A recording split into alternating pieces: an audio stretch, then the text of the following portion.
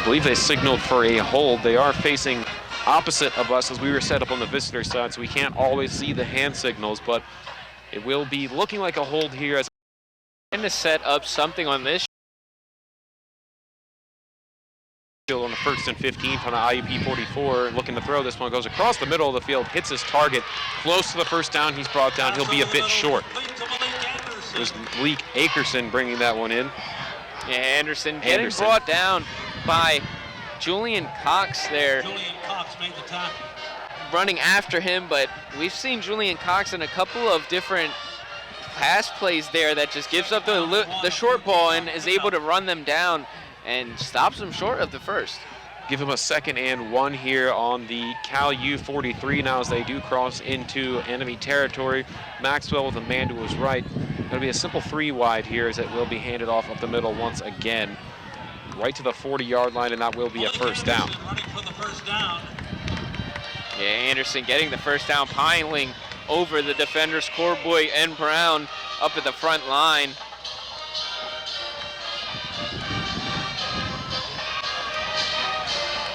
Ball now at the 40 California yard line. Will be placed at the Cal U 40 at the official placement. 3:39 left in the first half. Cal U still leads 3-0 in this one. It's been a quiet affair from the IUP offense. Cal U really stacking the line here, and I think I saw that one. Julian Cox might have got a bit too close to the line there for Cal U. Yeah, it might be encroachment, or it might be false start, actually. Looks like they'll be marking him back, and it will be false start on the picking back up once again. We hadn't heard. Standing up, great day for 1st and 15 now from the Cal U 45. Maxwell in the backfield out with this one, across the 40, across the 35. And just was able to roll out to the right and pass it to where he was coming from to Anderson so he could pick up 14 yards and a close 2nd down.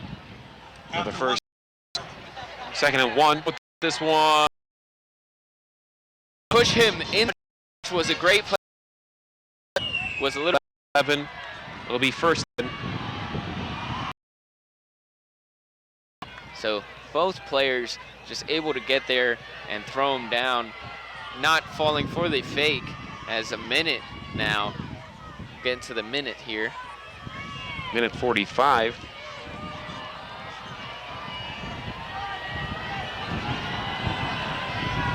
Maxwell setting up the troops here. He's sending an extra one off. Now Cal U's going to send a couple off here. I think we're going to have a timeout.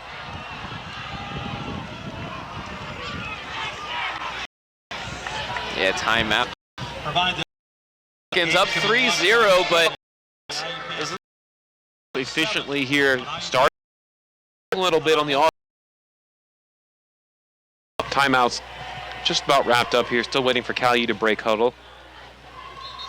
1:29 left before the half here in a low-scoring affair. Cal U 3, IUP 0. Yeah, you want to be able to hold them to a field goal here, if anything. We need one person with the camera.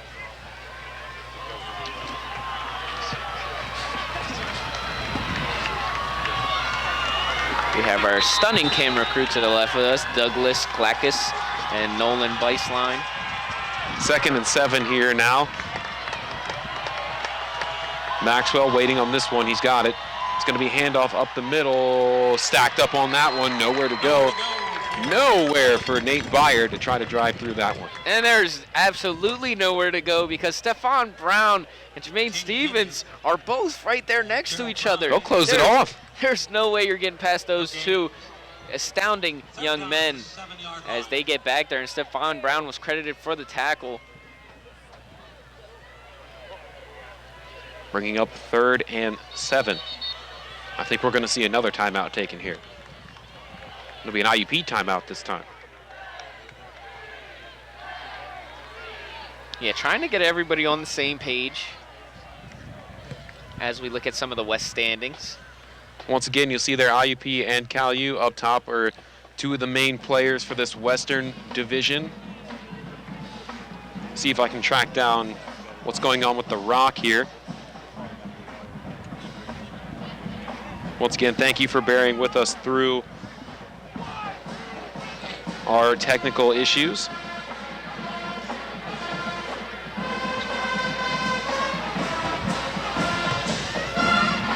But either way, it's going to be close down the finish here. There's 3 teams that continue to be a main player in the PSAC West. 2 of them playing today. Yeah, we're going to be able to see what the playoff picture is actually going to be looking. Drop down the 2, and then Slippery Rock will have for first, and then the Vulcan. Here we go. It's a 3rd and 7 from the Cal U 7-yard line.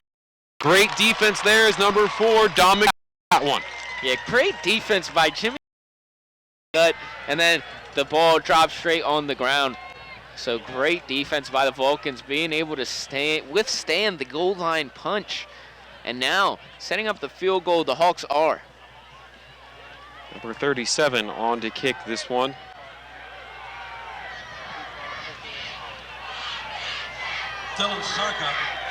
Dylan Sarka going to be the man kicking this one. We'll have a Cal U timeout now.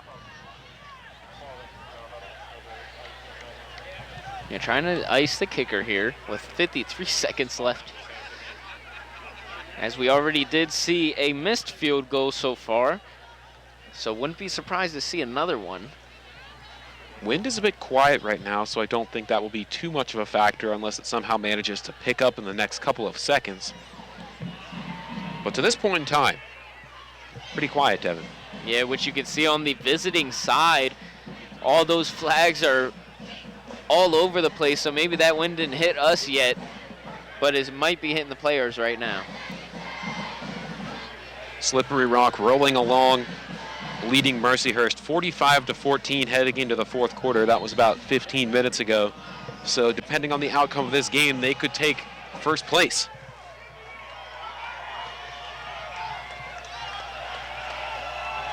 And everybody's trying to get the crowd hyping into it. The Crimson Hawks are setting up for this one to tie it all up at 3. Sarka takes his steps to the left. Little motion on the line, hold is down, kick is blocked, and that one is not going to make it through the uprights. Cal U able to knock that one away, but hold on, there's a flag on the field here. Yes, there is, and we'll see what the call will be, as number 3, Jamal Martin Jr. was in there to get the block.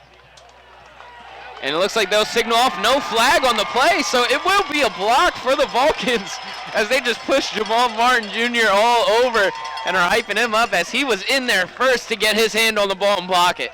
Excellent special teams effort there. That was one of the units that we heard many times last season, the special teams getting their fingerprints on the game so far in this one. This is the first time they've really gotten their efforts through this time. Yeah, you'd love to see all of the different type of players and special teams get in on the game, have their own imprint on the game, and it's always fun to see a block kick. If only it happened as much as it happens in my games of Madden and NCAA football, man. That's one of the first times, I think the first time I've seen a block kick all season to this point. Yeah, I don't believe that there was any other block kicks, maybe tipped, but not enough to totally affect the ball's trajectory like that one. 49 seconds left here before the half. Cal U taking over on their own 20 out for the blocked field goal attempt. It's going to be a run up the middle here. Nelson Brown back into the ball game here to carry that one, give him a gain of about 2. And it's going to be interesting to see if Gary Dunn will go into the half 3-0, 36 seconds left. You have a lot of field to go down, so will you be able to start passing the ball, or will you just take this one, as it looks like he might well just go into half 3-0? As we saw, it's been a struggle with these type of plays as they'll go into the kneel formation. Yep, and it looks like Coach Dunn will be happy to go on into the locker room with a 3-0 lead here, Devin. Yeah, I don't know about that one, because now you got a hot IUP team coming out, a second half team. They are known for that, and you just give them the ball basically, as they'll get it in the second half. They will. We'll see if they can do anything with it as we continue to move forward here. Devin, any final thoughts on this first half of action? The defense needs to keep playing like they are, stopping in key situations, stepping up in big situations. Big-time players make big-time plays, and that's what Jamal Martin Jr. did with that blocked field goal to keep it 3-0. But love to see it. Defense needs to stand up, and offense, that will come with time. Going to agree with you there on that one. We're going to go ahead and hear from quarterback Noah Mitchell here as we got our weekly Mitchell report. We'll see what he's got to say about the Crimson Hawks. From yesterday, we sat down and talked quite a bit here, so we'll toss it over to Noah and myself to see what he had to say. Being able to throw the ball once they load that box and try to stop Nelson. Any final thoughts? Just excited for, like you said, first trip to IUP, my second Cold Bowl.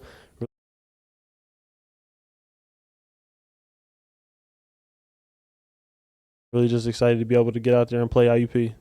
A lot of big trips coming up, your first trips. I mean, think about it, first trip to IUP, and then we'll have the first trip to SRU a couple months down the road here. So a lot of big venues you're going to get to see this year. Yeah, absolutely. I'm just grateful for me to be able to put our talents on display here at Cal and just try to come away with a W. Once again, Noah, thanks for joining me here. This has been the Mitchell Report here on CUTV and the Vulcan Sports Radio Network. Don't go anywhere. More coming up next.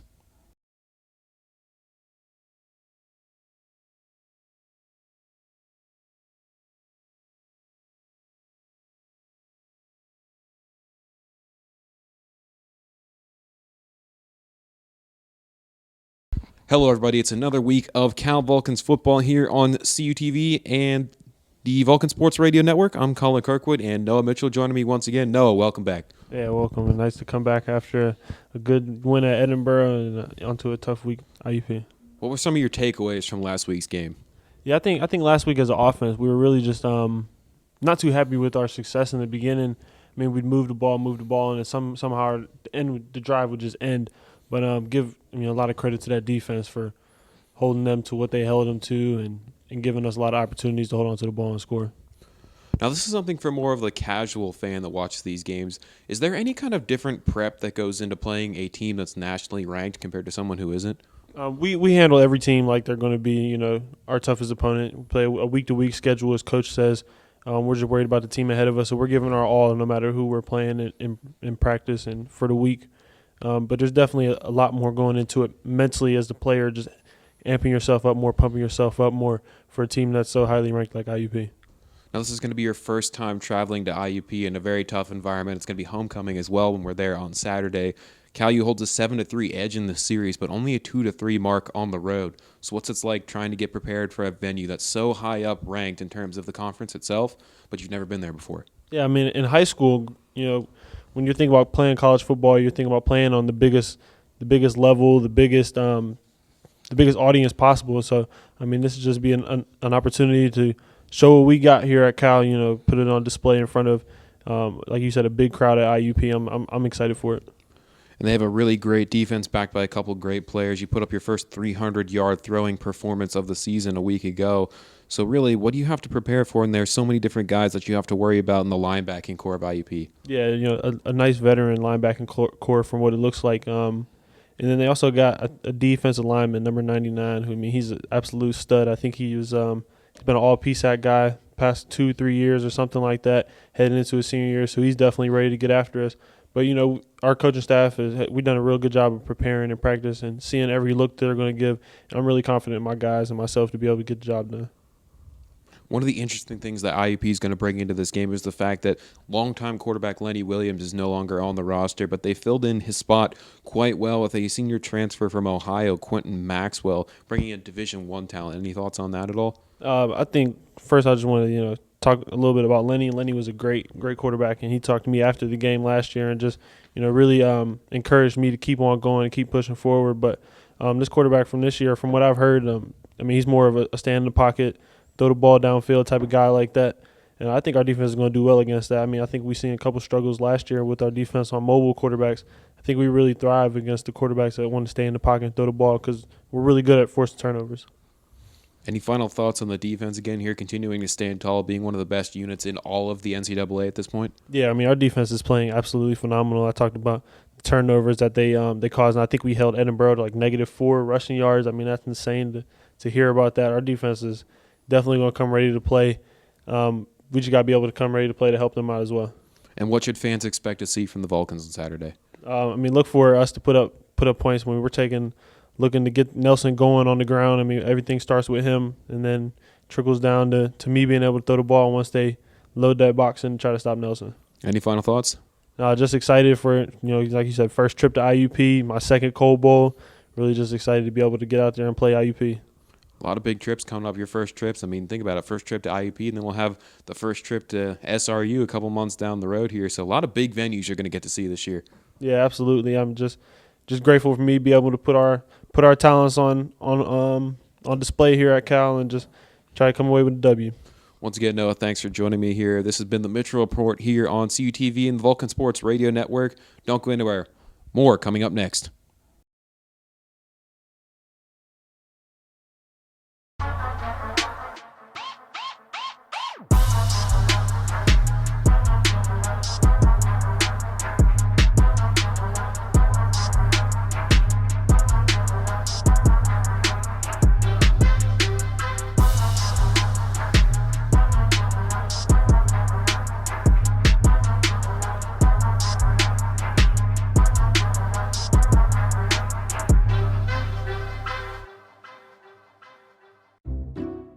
I'll never forget the day our landlord called and said, "Read your lease. No pets allowed." My owner tells him my dog ate the lease, but that didn't work. And now I'm stuck in a shelter. But this pit bull is ready for a new crib. I'm loving, loyal, and play well with others. So don't be intimidated by all my muscles, because the biggest one I have is my heart.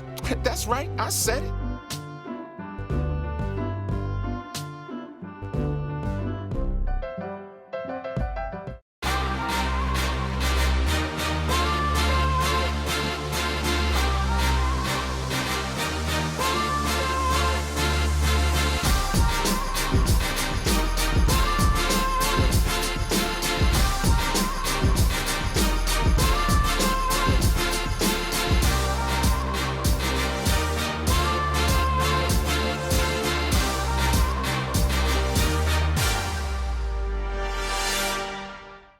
Consider the future. Your future. At California University of Pennsylvania, you can build your life your way because we believe in you. We invest in you, empower you to create the future you envision. We give you the tools and teaching so you can rise up and achieve. Don't settle for someone else's vision of you. Build you at CalU. Visit us at calu.edu.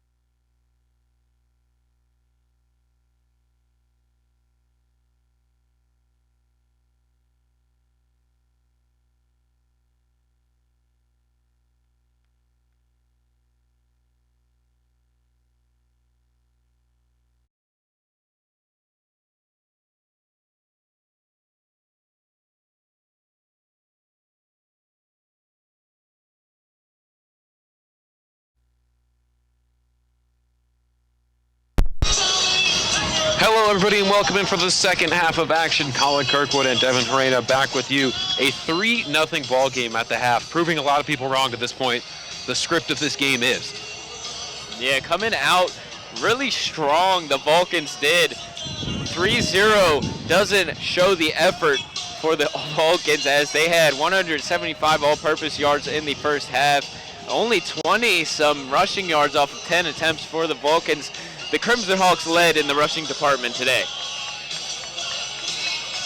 I believe IUP will be getting the ball to begin the second half here. A couple of interesting games we saw going on around the PSAC. Slippery Rock winning handily against Mercyhurst, one of the big ones we've been keeping our eye on. The surprising Warriors of East Stroudsburg winning again over the Ville. And another surprising deficit right now is the Shippensburg. Shippensburg and Westchester, it's a close one right now. We'll continue to give you updates on that as we have available. Live stats for that one are struggling right now, as I did try to make a quick check.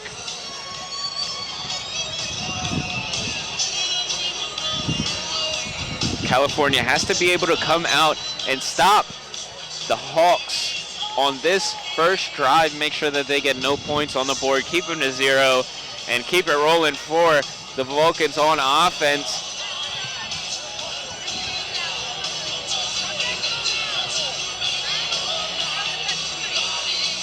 We listened to the halftime stats here, Devin, and once again, Cal U's rush defense continues to clamp down. Yeah, the rush defense is there, but that's the only thing the Crimson Hawks had working for him is the rush game. As it wasn't a lot, but it was something to work with. I know I promised this before we left last night from the studio. We got a quick message there from our friend Kayla. She's watching. She said hi in the YouTube chat, so I told her I'd tell her hi. You want to say hi to her too? Yeah, hello Kayla, Mini Steve. Mini Steve. All the alternate names that she goes by down here at CUTV. Love to see her coming through clutch.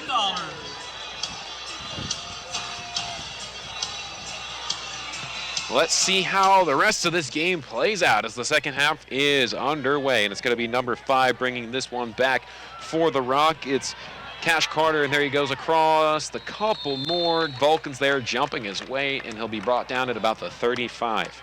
And I looked down for 1 second, and I thought he broke midfield almost. I looked down for 1 second and looked back up, and I was shook that he only had one man to beat, and it was the kicker. But we'll see if the Crimson Hawks can get something going on their first drive of the second half, as they are known as a second half team this season so far. 29-21, Westchester leading Shippensburg. About 1:39 left in that one. Westchester's got that football, and they'll be giving it back to Ship here after making an extra point. So here it is. It's going to be the handoff for IUP as they roll forward to the 40. Big gainer there, so you don't like to see a big gain like that to start off from Samir Bullock.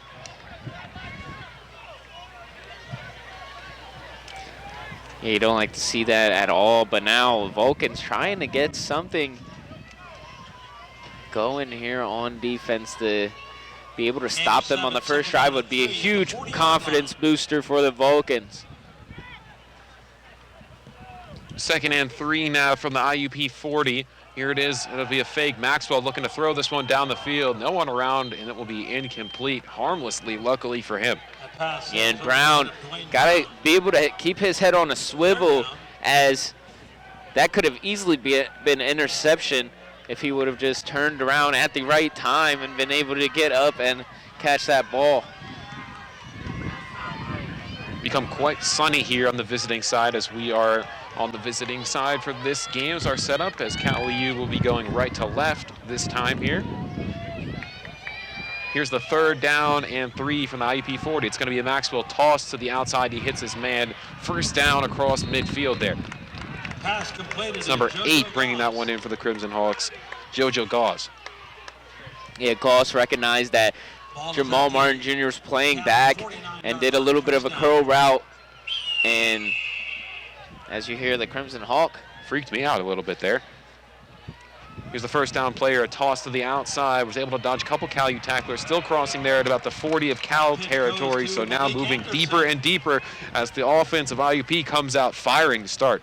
And they are rolling so far on this first drive, and this is something that the Vulcans do not like or do not want to see anywhere near this game, is them getting heated up. That's just something scary. Crimson Hawks are working down this field, though. It's going to be another handoff up the middle. Once again, Anderson the carry as he shut down right across the Cal U 40, so give him a couple of yards. Yeah, the middle is not going to be a very big asset for this offense to run through, so they probably should just stick to the sides here, as they have great yardage pickups on the sides, the jet sweeps, the little pitches out to the left. Anderson loves to get out in open field and put a little move on somebody. 3rd and 1 now from the Cal U 40. It'll be a sneak right across for a first down. Smart play call there. Yeah, I don't think anybody was expecting that to happen, even though he was under center. A lot of people say, oh yeah, that's an easy QB sneak. You should know that. Not a lot of people know that, especially though it sometimes do a play action and beat you deep on plays like that, especially short yardage gains. 1st and 10 now from the Cal 43. Maxwell's got it. It was a low snap. He's able to handle it. Feels pressure, rolls out to the near side, hits his target there, bumped after a gain of about 3 to 4. Once again, Malik Anderson really starting to light it up here in this 3rd quarter. Yeah, Anderson trying to get around Jimmy Pierce. Couldn't get totally around him, getting pushed out of bounds. But nevertheless, Anderson picking it up in this second half, and this is where he just destroyed Millersville in the last game. Still 3-0 here. Cal U in the lead. 12 minutes left in the 3rd quarter. Maxwell's got it once again. It's going to be a fake handoff as he'll keep it rolled to the outside. He's stacked up there. Nowhere to go on that first down. Yeah, Julian Cox gets back there and gets the sack. So just great awareness by Julian and getting back there, breaking off his blocker, and he's straight to the quarterback and not letting him go anywhere. 3rd down coming up here. It'll be a 3rd and 9 for IUP. Cal U looking to stand strong here, kind of working with the bend, don't break mantra to this point. Had to change a quick ball placement there. Moved it back a yard. Somebody tried to scoot it forward. Tried to get an extra yard of it. We won't see that here.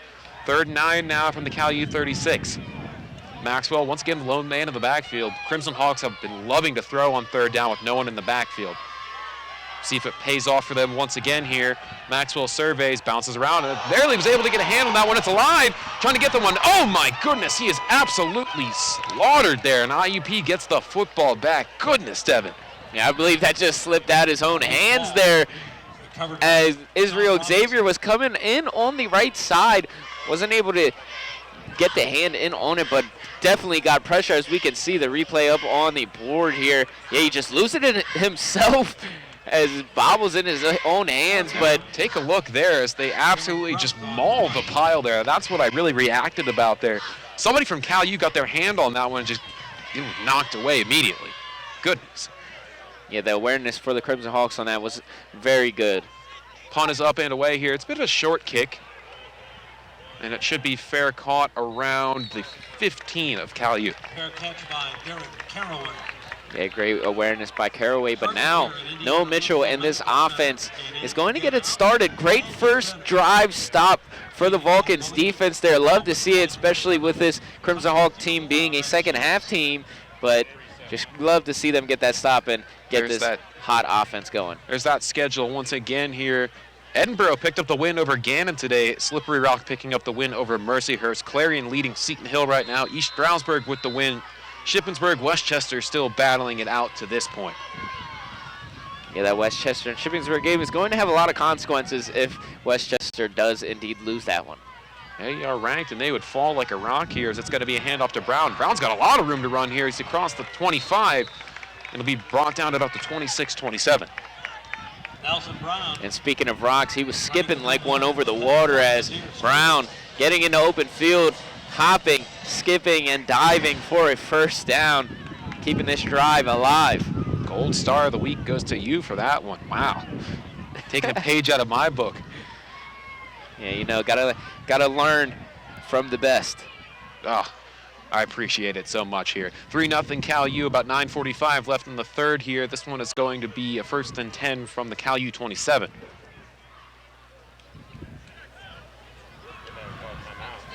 Getting signals from the side here. Play clock's down to 1, and they're going to take a timeout. And those are the kind of things that can really burn you when it comes to later in the game. Isn't that right, Devin? Yeah, especially wasting a big, huge timeout like that early on into the game. You never know when you're going to need it. You Yeah, never know if it's going to come especially back to haunt you. 3-0 right now. It could stay 3-0 for the rest of the game, and you have IUP say they come down and get a field goal. It's all tied up, and you got one timeout to get the whole way down the field now, and that's just going to mess up the whole game plan. We'll see what comes of it, but right now, it doesn't seem to have too much implication. Tuesday, February 25th, 7 p.m. The public on sale Wednesday, October 16th. As we can see on the sideline, London Cloud making his appearance here today, cheering his teammates on. Love to see that. He's a leader on and off the field for this Vulcans team, coaching up Julian Cox, Brian Koch, and others. Now we're ready to go here after that, but yeah, it's good to see him back on the sideline here. 1st and 10 coming up now. Still on the 27 of Cal U. It's going to be a Mitchell handoff fake, and it'll be Brown falling across the 30, so he'll gain a chunk of yards there on that one. Yeah, Brown slipping and sliding forward for a good gain after it looked like it was going to be nothing. Finds a little slit and goes straight through it. 2nd down and 5. Gained 5 on that one, so it'll be a 2nd and 5.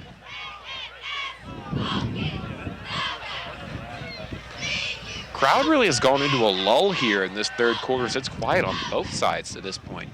It's going to be Hill in motion, and it'll be Brown once again getting the ball up the middle, and he'll get a 1st down and a couple more. Once again, it's Nelson Brown. Yeah, they're going to push Nelson Brown until his wheels fall off pretty much on this drive. He's been the man to give the ball to, and he has got both 1st downs for the Vulcans so far. See if he can keep it going and move these Vulcans down the field. 8:43 left in the third quarter here. Another 1st down for Cal U. Still 3-0. Has been not much scoring to this point. Of course, the only other attempt to score was a blocked field goal by IUP, and they were unable to tie the game up with that one. Great special teams effort there from the Vulcans. Once again, it's going to be Mitchell throwing this time. She'll drop back, looking across the middle. Hits Tyson Hill across the 50, and the ball comes out, and it's fumbled there. So he'll fall across the 40. Fumble recovery coming up here, but Devin, looks like they're going to wave that off. Yeah, he's calling it incomplete, but the other one is calling a catch, but they're saying he bobbled it, so it's an incomplete pass there, and it will stay Vulcan's ball. Rolling on the field, it's an incomplete pass. It will be an incomplete pass there, as we thought Tyson Hill had it. Some people are happy about that, some people not so much here. Yeah, you can hear the reaction through the mics here, just a bunch of yelling and no's. But a lot of sighs of relief here on the Vulcan side of things and trying to get things going now. 2nd down, gets another shot at life. 2nd and 10 now, picking up from the Cal U 38. It's Tarrant making some motion here for the Vulcans offense. Mitchell throwing this time, feels some pressure, and he's going to get sacked on this one, wrapped up by 3. Bit of a late hit there, too, on that one, flying in towards the end of that play. That was number 50 for the Crimson Hawks. Damon Lloyd. Yeah, Damon Lloyd in, and DeJour Fisher had the initial contact, number 68, trying to get in there and pressure the quarterback, and that they did. Will set the Vulcans up for a huge 3rd down. So 3rd down coming up here. It's going to be on the Cal U 31. 3rd and 16. Going with trips to the far side is Mitchell. He's got it, lone man in the backfield. He's looking to throw. It's going to be a dump off to Hill. Hill crossing the 35, still on his feet, going towards the 40, and he'll be down at about the 41, but he'll be short. And that's something Tyson Hill does so well. And now flags are being thrown left and right as Jordan Dandridge gets in on that one. Another flag is thrown. It looks like Tyson Hill might have been the first one to initiate contact, but we will see if they will be offsetting penalties. This is the part of the game where you want to make sure you keep yourself collected as you're holding a lead over a ranked opponent. You don't want stupid things to have an effect on your game plan. Yeah, but if both these fouls are on IUP, which I highly doubt they are, right, it will give the huge boost to the Vulcans, but we will see because they might both be on the Vulcans as well, which will give a huge boost to the Hawks. We'll see how it gets cut up here. After the play, we have two unsportsmanlike charges to both teams. And it will be on both teams. Number 10. It'll be number 10, Javon Davis, and number 2, Aaron Brown for Cal U. And those will offset, just like you said, Devin. So you can live with that. Yeah, you can live with that, especially no disqualifications being given out or any suspensions being given out as well. So that's just another good thing to look forward to. Now setting off the special teams here, giving it back to the Crimson Hawks, as now they have a little bit of fire under them. And kicking back to them could be a difficult thing, because now he got another whistle. Joey Hood's going to go ahead and punt this one away for Cal U once we get this resolved. Not sure if it's a clock issue. Looks like they're going with a different formation here. 7:10 is what the clock says in running here. Still 3-0 Cal U. Punt is up and away there from Hood, and that's going to be let to bounce. So it'll take a standstill bounce, and it'll be touched up at about the 36, 37. Yeah, and the wind surely had a factor on that kick. You can see mid-air just gets stuck in the air and drops straight down. So see if the Vulcans defense can step up, or if the Crimson Hawks offense will be superior on this drive. It's one of those games that really keeps you on the edge of your seat, because one play can change the complexion of the entire game. Don't you agree? Yeah, definitely have to agree with you on that, especially you could get a leak out right here. Same man gets beat, leak out, touchdown. That changes the whole atmosphere, and you have a bunch of people against you already for the Vulcans, and then that just makes it 10 times worse, especially if they score here. But it could change either way. You get another stop for the Vulcans. That could debunk this Hawks offense and totally put them away. 1st and 10 now from the IUP 38. 6:55 left in the third. This is going to be a run up the middle there. Nowhere to go, as 55 was in on that one for Cal U stepping up. Gerald Brown was able to clog that one up. Yeah, Brown and Cox both in on that one. Brown with the initial contact, then Cox over here was able to hit him from the side and get the forward progress stopped completely. We'll give him 2 on that one, so it'll be 2nd and 8 now from the IUP 40. 6.5 minutes here. Cal U still leading 3-0 in this one. Not much change to this point, as a rivalry game should be. Maxwell looking to throw this one, going long to the side. That one is incomplete there. Great defense there by Brown. Love to see that, even though he didn't get his head turned around, just made sure that he didn't touch him until the ball was completely there, and then pushed the ball out at the last second.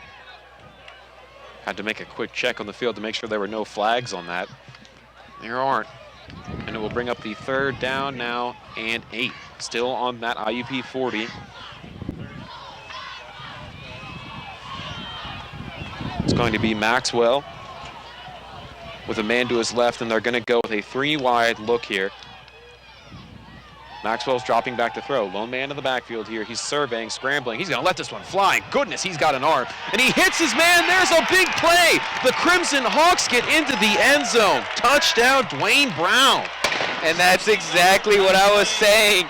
There could be one man get beat, and that's what happened. Vulcans let one man slip past him, and he gets a great dime, as the arm on that was just amazing. Now they call the roughing the passer, will be declined. The penalty will be enforced on the kickoff. Actually, it will be enforced on the kickoff, so that will just be even better for the Hawks, but now Hawks have all the momentum here. Israel Xavier was the guilty party on that roughing the passer here, so we'll have a kick setup coming. Dylan Sarka for the extra point. Sarka on to kick this one. Jalen Reese will hold.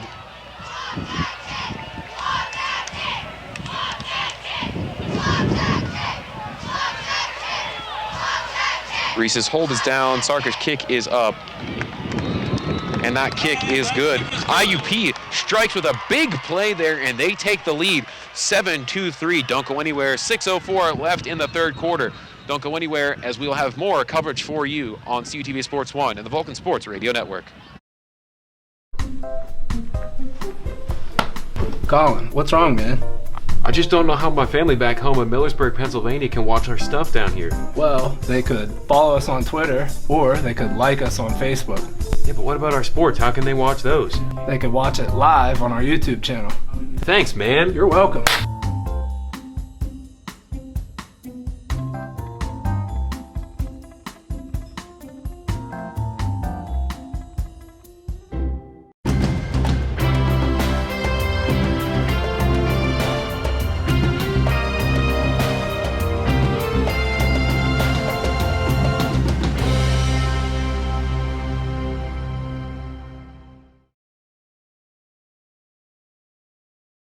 Have you seen the new Cal U Vulcan logo around? Have you wondered where to get gear featuring it? Then go to calvulcans.com and click shop. Log on and browse a full selection of men's shirts, women's shirts, pullovers, hoodies, and more. All items feature customization with the new Cal U Vulcan logo and wordmark. The site also features a full selection of hats, tailgating items, and accessories. Don't be the last person to sport new Cal U Vulcan gear. Go to calvulcans.com today.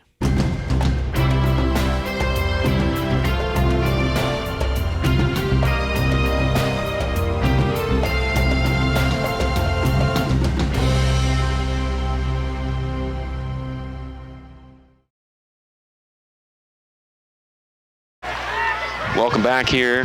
Colin Kirkwood and Devin Harena joining you here. It's going to be kicked off from about midfield there, as we had that personal foul that had to adjust things. Yeah, and a great pass by Mike, right over the middle there. Just a cannon. Slung that. Maxwell, the D1 transfer from Ohio. Boy, he let that one fly. Yeah, Maxwell put it right in the breadbasket, as just got past the defender Jamal Martin Jr. there and was able to get in for 6. Nevertheless, the Crimson Hawks have all the momentum in the world so far, but let's see if the Vulcans can answer back here.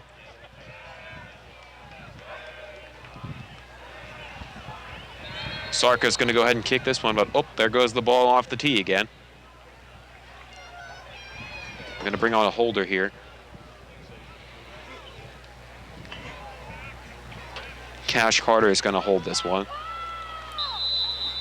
So Sarka can let it fly.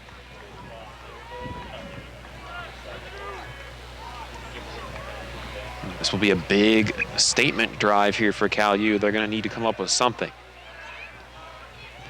Long kick, and that one's going to go right through the field goal. This isn't arena football. You don't get a point for that. Yeah, you definitely don't. And you cannot return if it hits off the pillar. But it will set up the Vulcans offense. Now the Crimson Hawks defense trying to get back and do the same thing they've been doing all game, which is make this offense really work hard for all the yards to gain. This, like I said, Devin, it's going to be a statement drive here. You need to just come up with a big play or two to get yourself back on the board ever since that first field goal. Yeah, you have to be able to get back on the board. Try and keep it going 3-7. Here's Mitchell dropping back on first down. He's feeling some pressure, scoots through the pocket, and he'll run with this one. And oh, and there goes the ball as Cal U falls onto it. Yeah, luckily 2 Cal U linemen were right there, and I believe DeGalba was the one to get the fumble recovery. Loss of 2 yards on the That play. ball moved in slow motion there. Yeah, I thought for sure that one of the Crimson Hawks was going to scoop and score that one because it just looked like one of those plays that was designed for the Hawks to prosper, as now the Vulcans get a second chance at life once again. 2nd and 12 now. It's Mitchell dropping back to throw to the outside. He hit his target. Gained about 7 there, but he'll be short. 3rd down coming up. A great route right there. Little 5-and-out route. DeBorny with a good grab. 3rd down. Love to see that. Trying to get some yardage to shorten. 3rd down now. Ball's going to be placed at the 31 of Cal U. 4:50 left and rolling here. 7-3 IUP in the lead now. After the long gainer play, touchdown from Maxwell.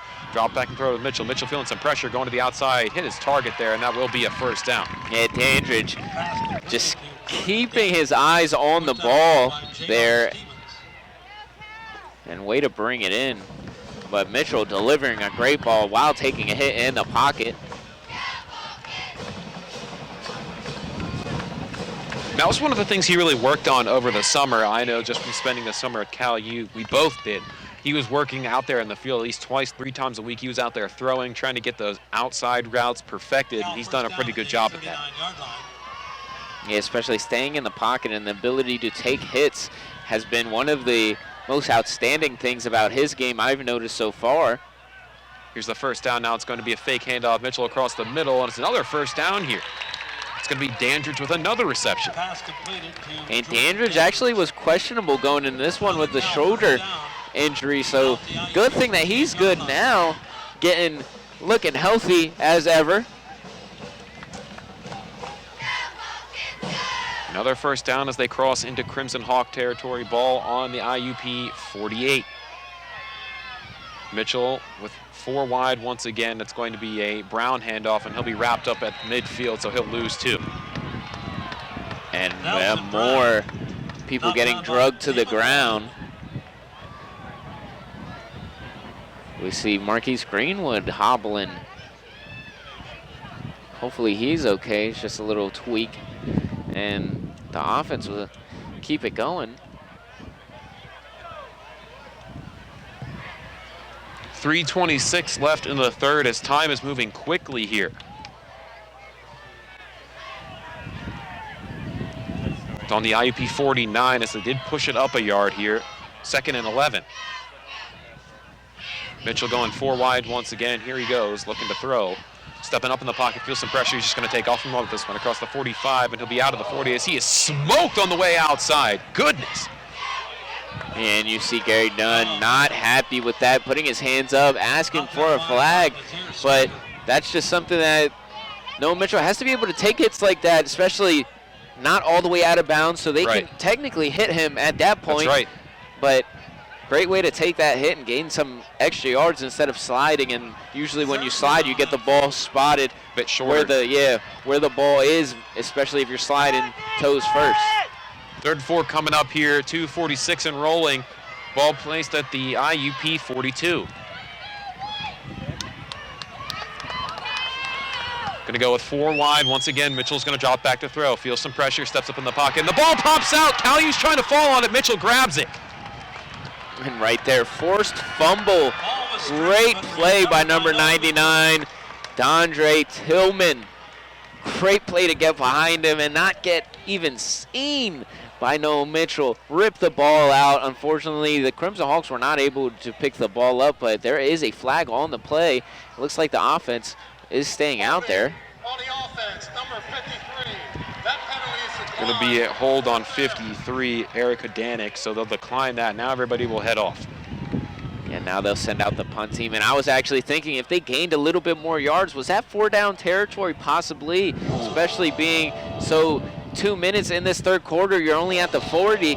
If it was one of those 4th and 2 situations, could have been one of those Gary Dunn specials where he just goes for it and gives it his all. So we'll see if Hood will be able to pin the Crimson Hawks deep here. He had a very efficient game doing that a week ago. 3 of his 7 punts last week were inside the 20. That one is end over end, had to fight some wind there as it bounces high at the 35, and it'll be touched at the 36. Yeah, and that wind is not going to let him do anything good with the punts. Yeah, it's blowing left to right. And that's literally where, if it was turnover on down, say it was a 4th and 2, that's where they would have got the ball in the first place. So I believe they would have probably went for it if they didn't end up getting that fumble. But something interesting to look out for future reference as they get to midfield, if they are going to go for it or not, especially being at the back end half of this game down 7-3.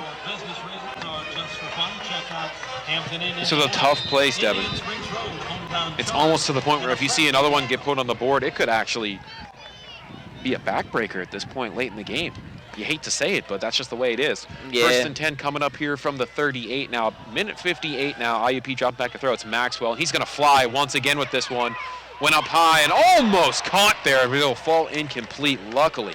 That was almost an amazing catch, highlight catch there, but just out of the hands of the intended receiver, and will set up 2nd down and 10. But yeah, you got to be able to make those tough plays, and you're saying if they do score another one, that could put the Vulcans away, to be honest, because you see all the fans are going to be shutting out the Vulcans, and they just got to be able to keep their heads up at this point. 2nd and 10 now. Maxwell's got a man to his right, and they'll go with a 3-wide look here. Here he's got it, dropping back to throw, feeling some pressure. He's going to let this one go, hits his target, and it will be complete. Thought I saw a flag, but turns out it's a napkin as it's across the 50. That pass completed. And that napkin just keep going. It might go for the end zone at this point. There it goes, 25. Will it get to the 20? There it goes, continuing the 20. And it's out of bounds. The napkin crosses the 20-yard line. IUP, however, right at midfield here. Can't scare me like that. Here's Maxwell now. He's going to throw once again, presumably. No, he will hand off. He'll fake it now. He's going to roll away from some pressure. He's going to let this one go. It's a bit high. Was a couple steps away there. Could have had an interception for Javon Whitfield. He just couldn't catch up to it, Devin. But there's the real one. Just couldn't get there in time as 2 flags, real flags, not napkins, will be thrown on the play. It looks like the Crimson Hawks are stepping back, so they know they did something naughty. Naughty stuff will have you backing up here, as they presumably will.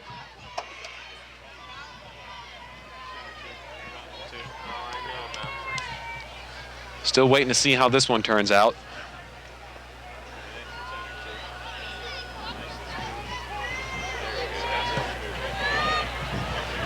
They're taking a long time on this one, Devin.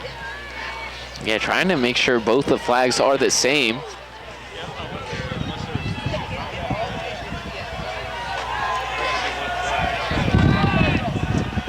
Boy, they really are. Okay, I think we're ready.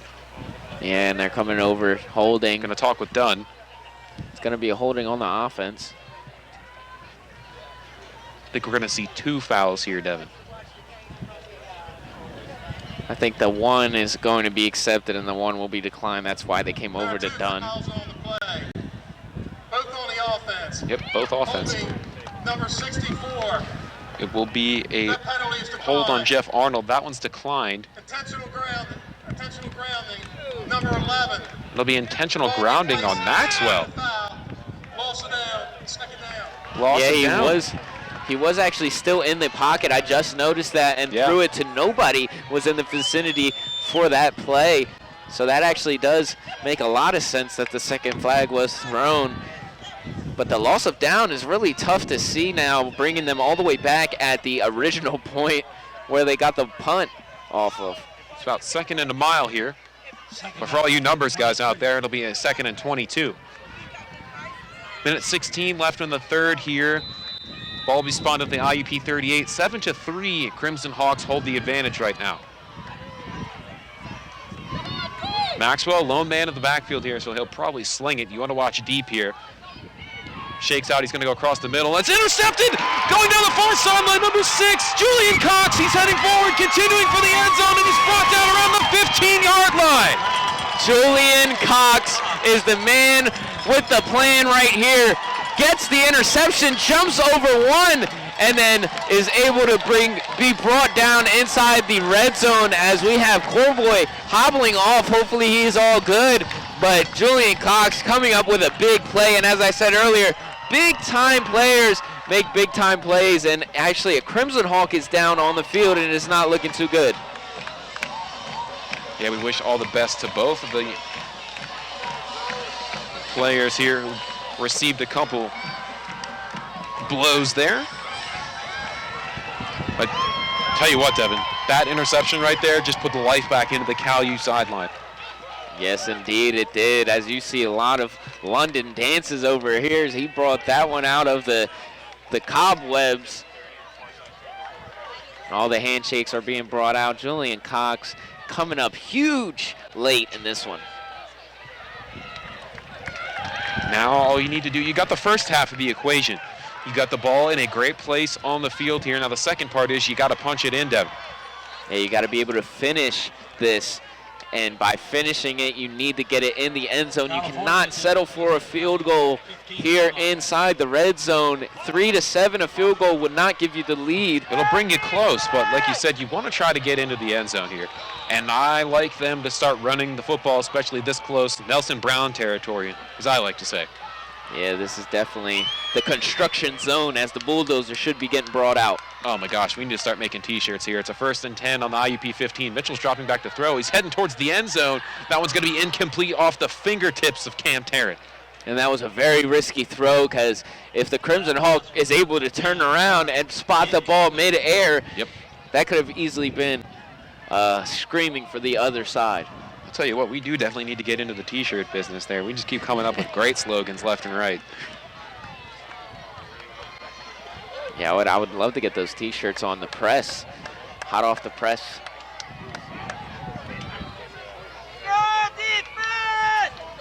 Second and 10 now, coming up from the IUP 15. A minute on the clock even here in the third quarter. Still 7-3 Crimson Hawks. Here goes Brown to the outside.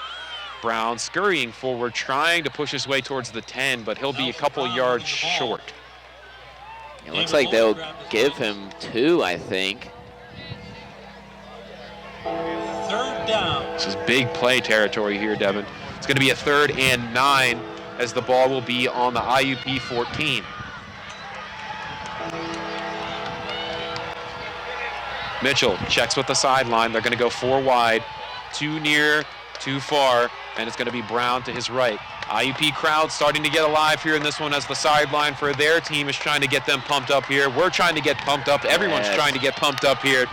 Mitchell's got it. He's dropping back to throw, surveys the field, steps into the pocket, and he is going to be sacked there by the IUP defense. Yeah, and I knew that was coming. You could see 2 of the huge IUP defensive linemen, one of them being Ernest Shockley, number 93, coming in on that one. And that should bring us to the end of the third quarter. And it will. We've got one heck of a fourth quarter on its way here for all of you at home, so don't go anywhere. Fourth quarter and the conclusion of the Coal Bowl 11 coming up here on CUTV Sports 1 and the Vulcan Sports Radio Network. Have you seen the new Cal U Vulcan logo around? Have you wondered where to get gear featuring it? Then go to calvulcans.com and click shop. Log on and browse a full selection of men's shirts, women's shirts, pullovers, hoodies, and more. All items feature customization with the new Cal U Vulcan logo and wordmark. The site also features a full selection of hats, tailgating items, and accessories. Don't be the last person to sport new Cal U Vulcan gear. Go to calvulcans.com today.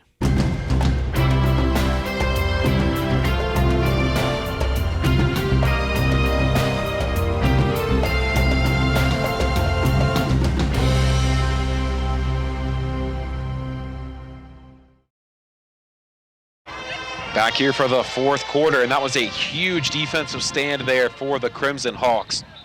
Yeah, I thought all hope was lost for the Vulcans, and then the interception by Julian Cox and the great defensive stand by the Crimson Hawks, though, coming back there as now they will be setting up for a field goal. See if the Crimson Hawks can force another unscored drive for the Vulcans. The wind is going to be, to the back of Keaton Higher here, so that will be to his benefit. But one of the biggest kicks in his young Vulcans career to this point in time, the freshman. Waiting for the hold. Tarrant has it. Kick is up. We'll see how it goes. And the kick is good. So now Cal U trails by 1, 7-6. 14:55 left in the fourth quarter. We'll step away for a quick commercial break. Don't go anywhere. Cold Bowl 11 right here on CUTV Sports 1 and the Vulcan Sports Radio Network.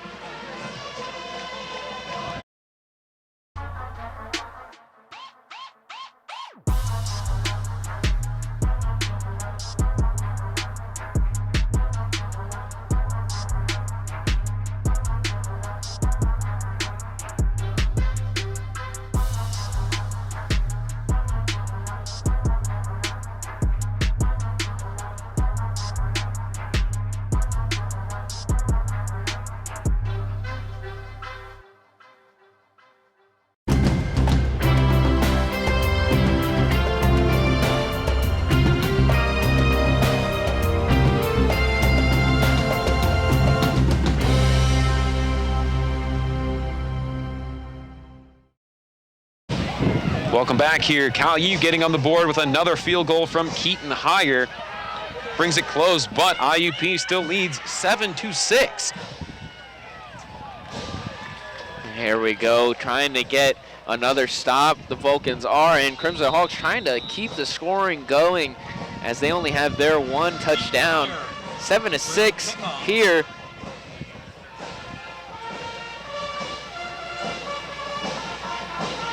Here we go. Kick is up and away. Heading back into the end zone, and then we brought in, thought about it, but going ahead and taking a knee is Cash Carter. Washout Carter takes a knee in the end zone.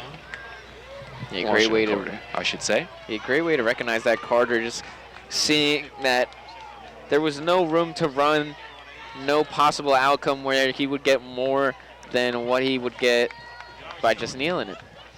It's a strategical chess match at this point in the ball game here, and that's just a small move that could really benefit both teams. If you really think about it, you never know. Just got to see the way it's going to pan out. Yes, indeed, and we have to keep going back to that timeout early in the third quarter. Is that going to affect the Vulcans now? 6-7. IUP does have the ball, and I wouldn't be surprised if they're looking to just take the air out of the ball here. First and 10 now, ball on the IUP 25. And there's a flag flying here. Delay a game. And it's going to be delay a game. Devin, they weren't looking at the game clock.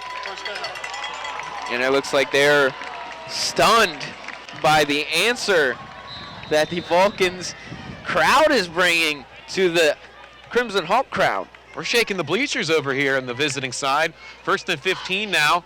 It's going to be Maxwell dropping back to throw, going to the outside, and that one is complete there. So you can go ahead and forget about that as they gain it back. Yeah, and getting the first down on top of that is just an even more crushing thing. The Crimson Hawks are really just tearing apart this defense, the number 2 defense in D2 football. At least in the rushing aspect here, it's going to be a rush. They will try heading to the outside there, and they will get a good gain out of this. Taking a big smack there. Yeah, I know you saw that. And he just runs straight into London Cloud, and he doesn't even move with no pads on or anything. As Anderson has been a big factor in this rush game so far, and you can see London is just really just waiting to get back in this game once he can be able to play. Second and 1 from the IUP 45 now. Another flag's going to fly. I think somebody might have moved a little bit too early. Yeah, I think they're going to call offsides here on the offense. I believe number 64 here. On the offense, number 72. Yep, it'll be a false start. Number 72, the guilty party, Josh Doberman. Yeah, right next to number 64, and really just brought out the whole line. As soon as he jumped, the whole defensive line made sure to jump and touch him, because that's how you know you're going to be able to call that false start, and they blow the play dead right away. 14:08 and rolling here. It's going to be a 2nd and 6. Ball is placed on the IUP 40-yard line. More motion coming up here. They're pointing offense, they're pointing defense. Everybody's pointing. There's flags all around. Boy, what a time we got going on here, Devin. And we will see, I don't know, Jordan Scarborough is pointing to number 67 here, but he will be trotting off the field, and I think that they will call the encroachment on Jordan Scarborough. Let's find out. Offsides, defense. Going to go as an offsides on the defense here.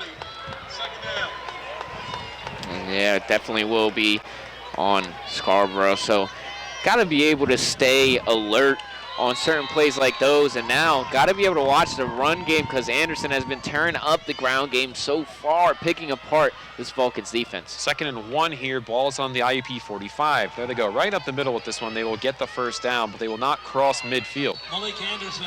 Yeah, Anderson hasn't had that much of effect up the middle, but that one getting the first down and a little bit more and showing them that they can indeed get some yardage up the middle of the field.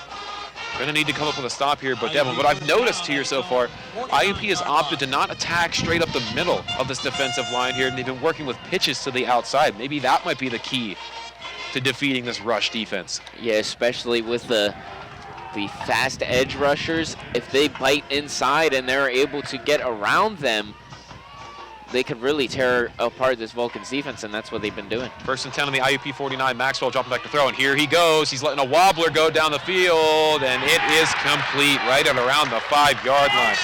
Goodness.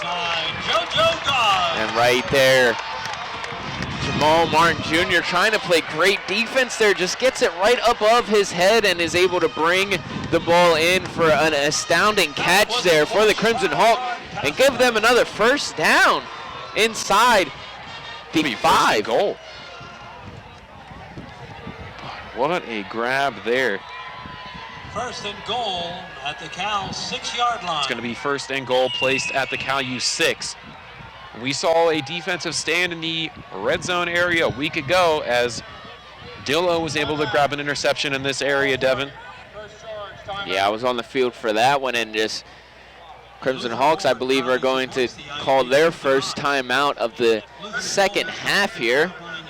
But yeah, Noah Dillo was able to come up huge with an interception, and I wouldn't be surprised if another person comes up huge on this drive. Look to Julian Cox to make another big play, or even Israel Xavier, a name that we haven't been calling a lot. Perhaps even Lamont McFadder, you never know. And we haven't been calling his name a lot this game either. Just a couple of star key players on our defense that haven't been called a lot that might be able to step up at crunch time. 12:43 the clock reads here. A 7-6 lead for IUP, but they are threatening to double up the score here. Now, by no means is Cal U out of it at that point because it will be a 14-6 game. So realistically, you go for a nice drive. If they score on you, you score, go for 2, tie it back up, Devin. So not out of it by any means at this point. Either way, if you think about it. Football math, as I like to say. Yeah, you are able to come back in any fashion, especially being a lot of time left. 12 minutes and 43 seconds. The Crimson Hawks have not even took a little bitty piece of the pie off. Here we go. It'll be the 1st and goal from the Cal U 6. They're going to pitch it to the outside. Defense steps up, spins off 1, and there he gets decked. Nowhere to go on that one as they're trying to catch on to the outside game. Yeah, and right there, a huge hit. Anderson getting stuffed. Anderson definitely just getting stood up there by the Cal defense. And that's number 45, Marquise Martin, I believe. From the 6. They'll switch it up here. We'll see where they place it. He managed to get back to the line of scrimmage. It'll be 2nd and goal now from the Cal U 6. 12:08 and rolling here. Maxwell, he's going to go with a 4-wide look here. Some odd spacing to the left side of the field here. 2 close, 1 far in terms of those 3. Here's Maxwell looking to throw. He's throwing for a fade to the corner of the end zone. That one is incomplete. So it will be 3rd down now. Great defense by Brown on that one. Way to just swat the ball away. Keep his hands up. No extracurricular touches there. 3rd down coming up now. 3rd and 6 as the clock is stopped at 11:53.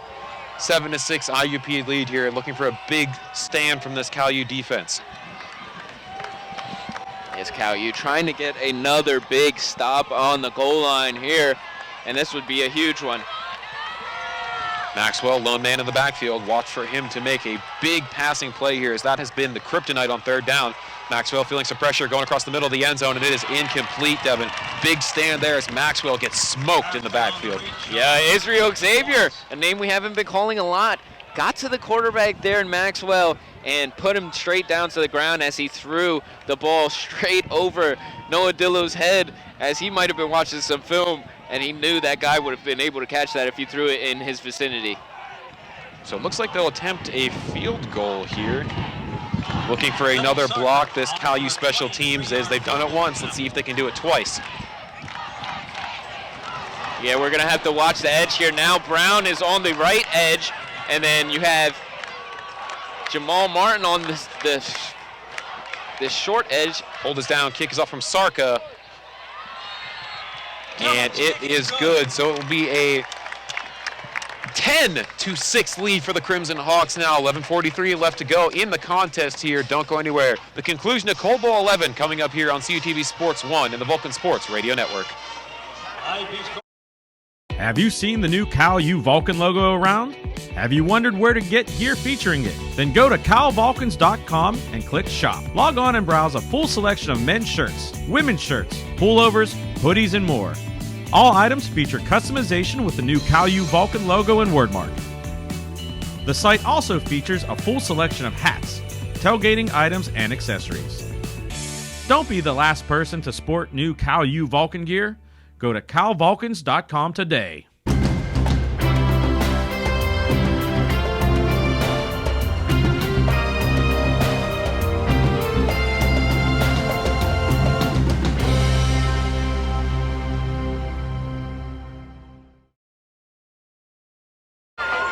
Welcome back here, fourth quarter of action. IUP increasing their lead 10-7 now with 11:43 left in the fourth quarter.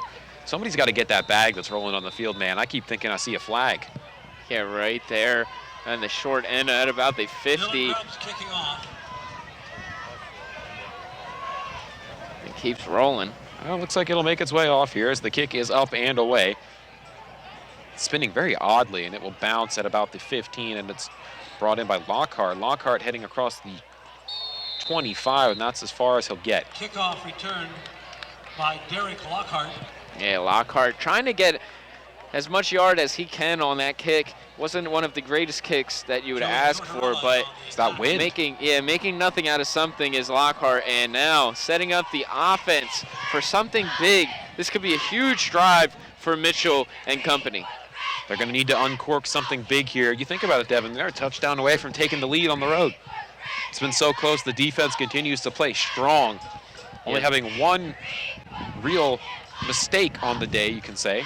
Yeah, they've had the lead all game leading up to that one real mistake, and that was getting beat deep. They'll mark the ball at the Cal-U 26, so the offense is back out for the Vulcans now.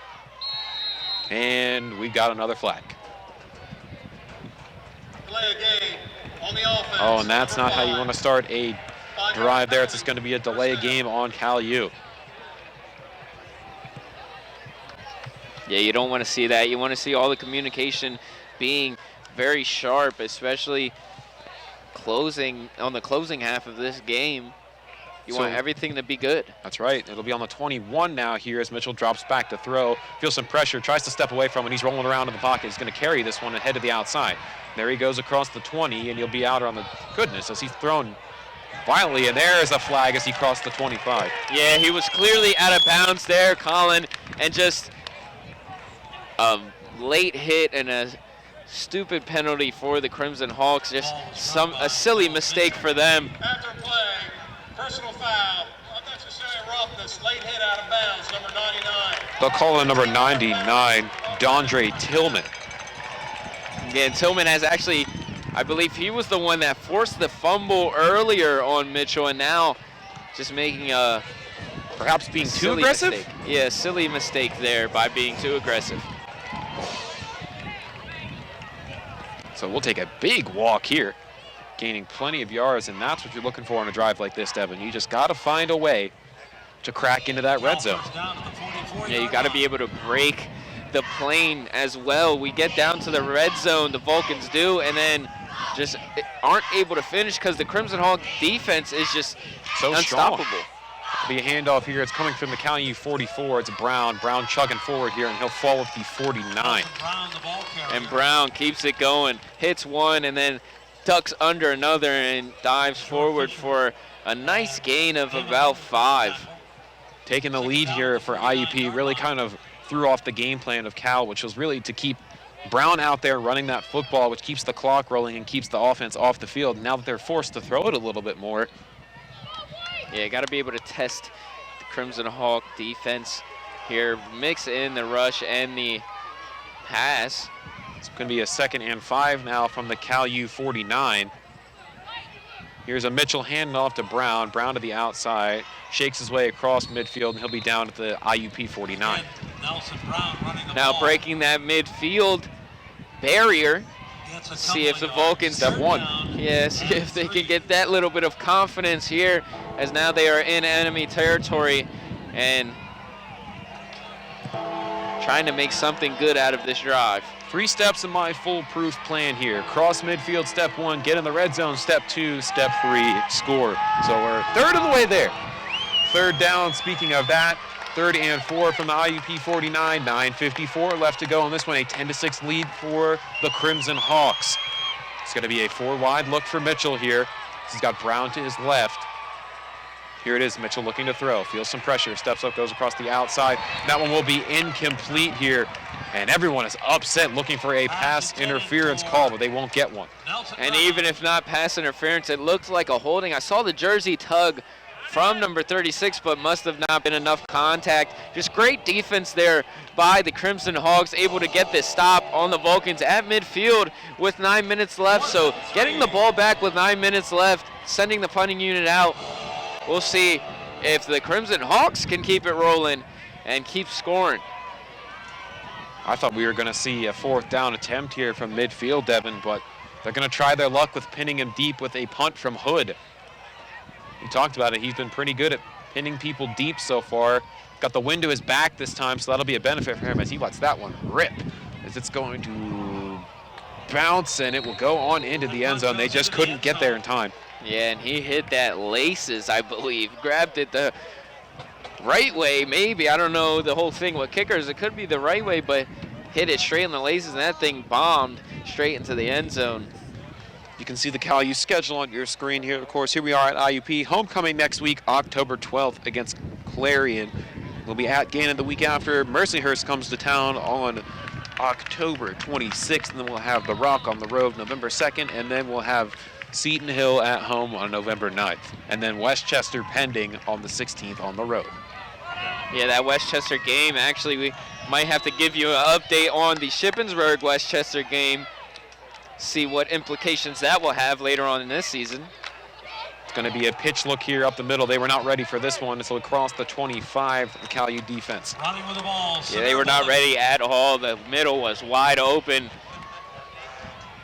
She talked about it there. It was a Westchester win. They were able to sneak away with that one.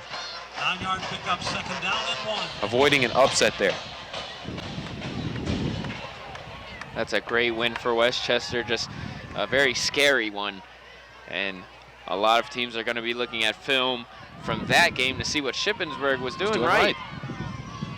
Here we go. 2nd and 1 now from the IUP 29. About 8:50 left in this game. Cal U running out of time here. It's going to be a handoff up the middle, stacked up by the defensive line there as they push him back with force. And Brown was in there for the first initial contact, and then Koch and Stephon Brown were in right after to stop any extra gain of yards. We'll see how this one is placed. It will be 3rd down, and it looks like the ball is going to be placed on the IUP 28.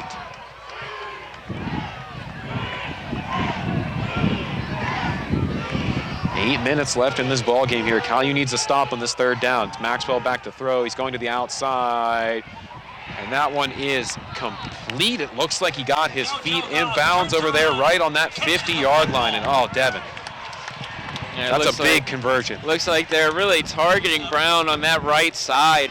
Basically, whoever's trying to guard the receiver on the right side, they're throwing to, and they're having success with it. 7:48 left to go here as they will get the ball at the IUP 49 now. The spot on that.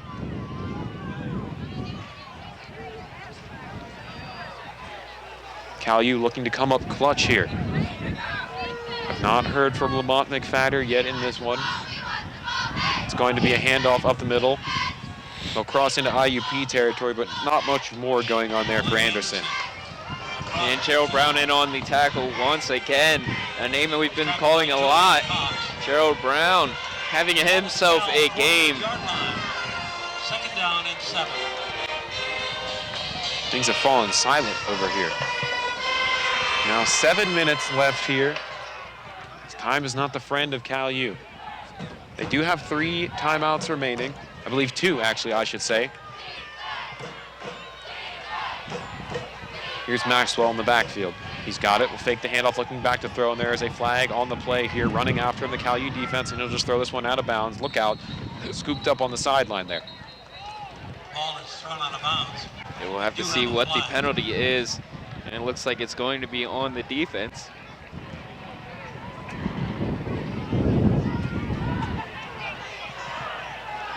Offsides on the defense.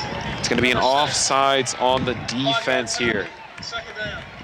On Julian Cox. That's just a tough one for them to bounce back from. We'll have to see if they can answer here on this play. Now 2nd and short. 2nd and 2. The place here in Cal U territory. It's on the Cal U 43. We do want to keep in mind that it is still a 1-possession game, 10-6.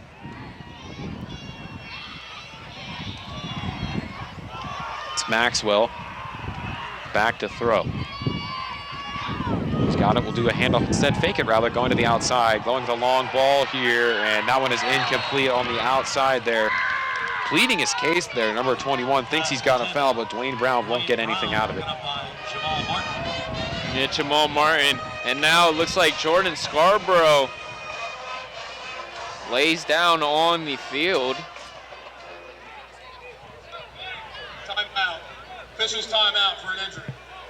It will be an official timeout here. Scarborough is attended to around that 40-yard line.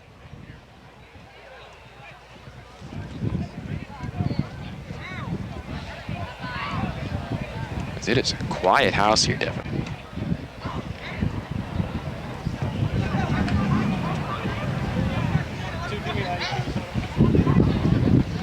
Hopefully everyone will be okay out of this one here, as you can hear a pin drop at the point here in this ball game. Yes, indeed, you could. 10-6. This is not the outcome a lot of people were looking forward to. They were expecting a 35-34 type Yeah, they game. thought we were going to see a shootout here, but quite the opposite.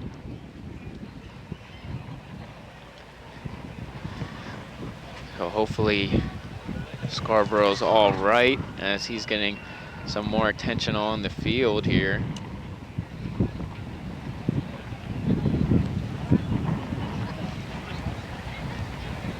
Still down here. Oh, I take that back. He has popped up now. Grabbing that left pectoral, looks like. So maybe that shoulder is getting to him. It looks like his arm is just hanging there at this point. Hopefully all the best for him. Now we'll kick off with a 3rd and 2 from the Cal U 43.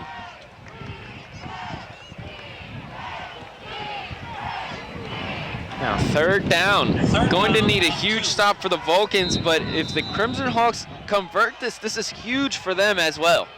Cal U needs the stop here. It's Maxwell in the backfield. Has it. Will hand it off. Fake rather, go to the outside. Trying to catch up with this one. Will they get him in time? No. No, it will be a first down. Maxwell keeps the football. Keeper had them fooled there. Yeah, they thought for sure that he was going up the middle, and nope. He took it, pulled it, and ran to the outside for a first down. IUP first down. It's important to note that the home team holds a significant advantage in this series to this point. And now Julian Cox is down on the sideline in agony.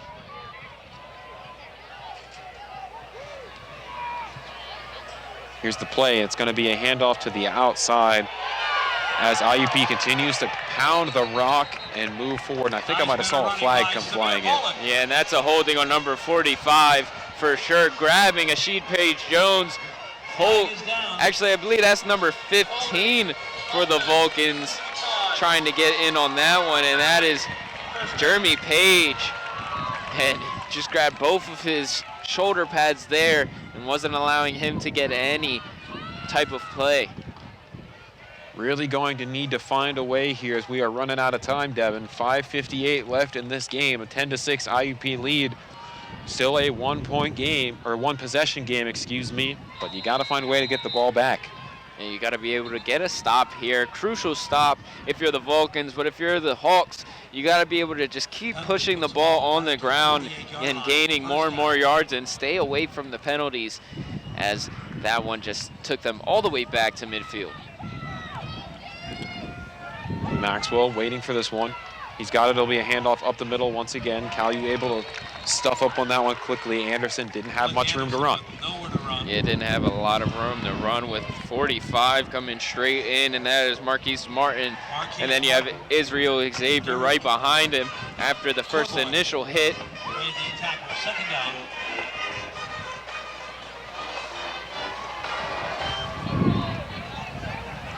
Second down now, ball on the Calu 48.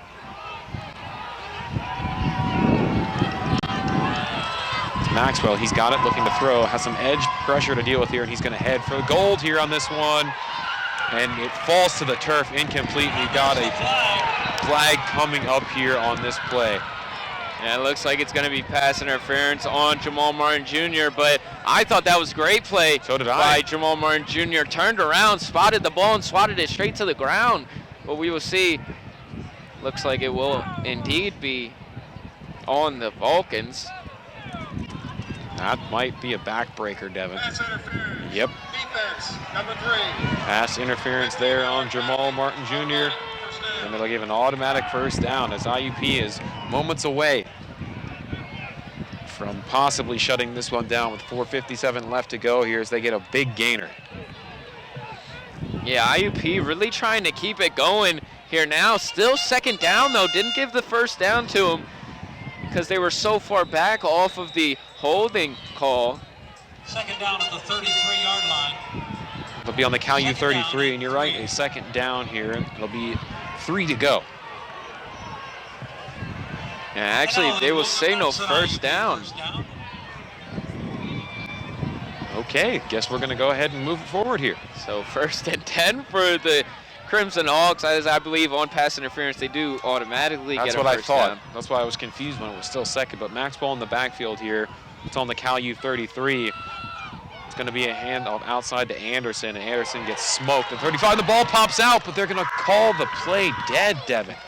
Yeah, and he just got ate up as he just limps off the sideline. Gerald Brown getting in on that one, and like we said all game, Brown has been one of those guys who's been stepping up on the defensive front for the Vulcans and making the Crimson Hawks rush game look silly.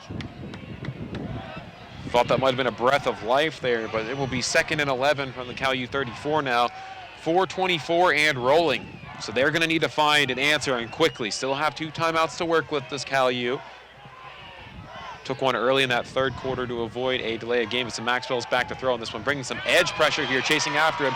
He's able to slip out of the sack, but he'll go out of bounds, and that one will just fly harmlessly away, and it will be an incomplete pass. Yeah, way to get rid of the ball there. Maxwell having great awareness in the pocket, notices 2 people coming straight at him, Breon Koch and Gerald Brown, both rushing at him, able to get out of the pocket, and notices that he's all the way out of the pocket so he can just throw it away. 3rd and 11 now. Another crucial 3rd down for this Cal U defense. 4:07 the clock reads, and it is stopped. 10-6 IUP leads. A close contest here. They're going to need to find a way to stop it if Cal U wants a chance to get back into this ball game. Visiting side getting excited here as Maxwell drops back to throw. Feels some pressure. He's heading to the far side, and that will be a completion there, as it was Jamal Martin Jr., and that will most likely put this one away. Touchdown, Crimson Hawks. And he will get straight into the end zone.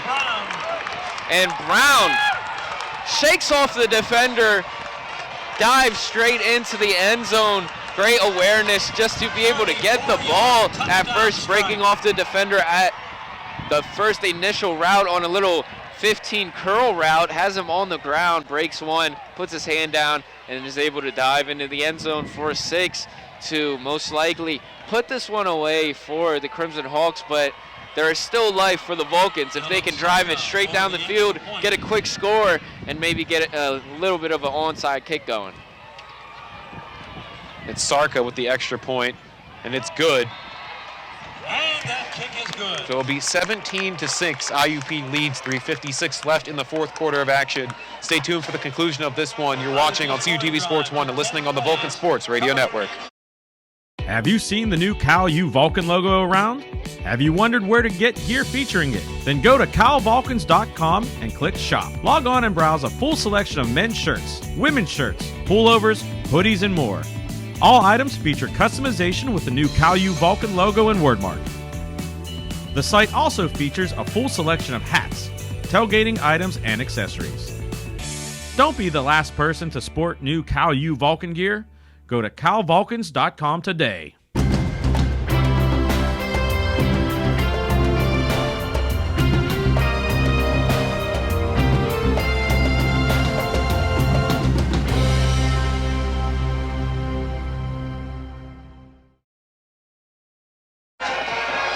Back here waiting this kickoff. Cal U needs to find some life quickly on the offensive end with only 3:56 left in the game. Yeah, have to be able to find something positive, even if not winning this game, just to come out of this game with, because this is not the end of the Vulcans by any means. Early in the season, midway through, you have a lot of football to play in the rest of the season to lead a postseason. That's right. Oh, and the ball falls off the tee right before the kickoff. Yikes. Yeah, Mother Nature blocked that kick. Gonna need to bring another holder out here.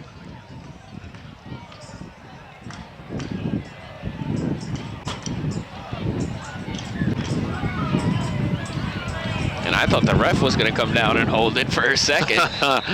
Would not be a sight to see here. Oh, there it goes again. And here we have the holder. There we go. Looks like 82 is going to come on and place a finger on that one. Zach Kelly. All right, let's try it again.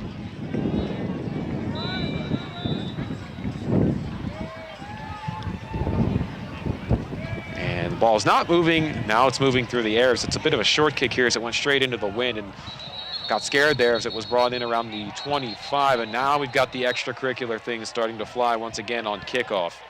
Can't afford to have another step back here. Yeah, you really can't afford anything like that, even a suspended player for the next game. You got to be able to keep your heads up if you're the Vulcans. And if you're the Crimson Hawks, you got to be able to stay in this one. Keep your heads in the game, because if the Vulcans start to flare you up, you can't just answer back like that, because their season so far is going really good for them, and it would be a shame to lose any of their players as well to suspension.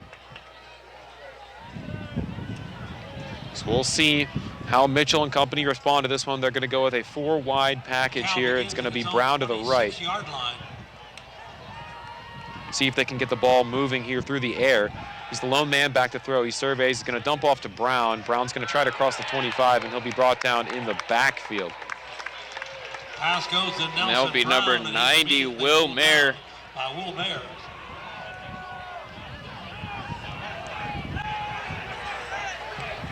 Clock at 3:46 and rolling here. It's going to be 2nd and 13 as it's Mitchell looking to throw once again. He's going across the middle. Hill with an almost one-handed grab there, but it's going to fall incomplete. Would have been a top 10er for sure. Yeah, that would have been a great catch by Tyson Hill, but unfortunately drops that one. And now, 3rd down and long for the Vulcans. It's going to be very interesting play call. And now here comes the IUP chant from the stands here, 3rd and 13. Ball is on the Cal U 23. Mitchell looking to find an option. He has it, dropping back to throw, going to the outside. It's going to be a Tarrant grab as he'll tiptoe out of the end zone and gain him a couple of yards, but that'll be it. It looks Bring like up 4th down. they will obviously stay on the field for this 4th down, try to convert this and move the ball downfield, get some points. 4th down now. Ball's at the Cal U 28. And the crowd is roaring right now. 4th and 7. Cal U looking to keep this drive and perhaps their chance alive in this one. Mitchell dropping back to throw. Surveys. He's going across the middle of the field. And that one is nearly intercepted, and it will fall incomplete as Tarrant gets hit there. And there's a flag thrown, and it will be a late hit on number 50 for the Crimson Hawks, and that's just a silly mistake by him. He just completely decked Cam. Very undisciplined they've been playing so far throughout this game, but it hasn't come back to hurt them too much yet. We'll see if this is that moment. And they came out the second half as everybody knew they were going to. After the play, personal foul, number 50 for the defense. 15-yard penalty. It's going to be Damon Lloyd picking up the personal foul there for the Crimson Hawks on defense. And Cal U's going to get another shot here on the offensive side. And it won't be Cal U's ball. It actually is after the play, so you're right. Good call, it will be Devin. the Crimson Hawks ball, and looks like this one will call it a day. I don't know how many timeouts Cal has. I believe two. So 3 minutes left. If the Hawks can just run the clock out here. 3:01 to go, and IUP has the ball at the Cal 44. They'll get it at the Cal U 44 here as the IUP offense comes out to try to grind this clock out and pick up the Cole Bowl victory.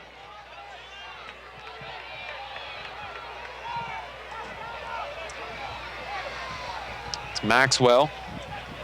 A bit of a jumbo look here as they will just hand it off and go up the outside part of the field here. A lot of room to run. That's going to be a 1st down and a lot more Ball run by for Samir Bullock. 2:50 the clock reads here. 2:53, I should say. Another flag. And another flag on the field now.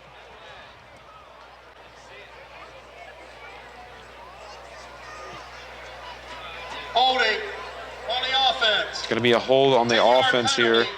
Replay, 1st down. So they'll replay 1st down, but they'll lose 10 yards. And if IUP is able to pull this victory out, it will be their 4th consecutive Cole Bowl victory at home,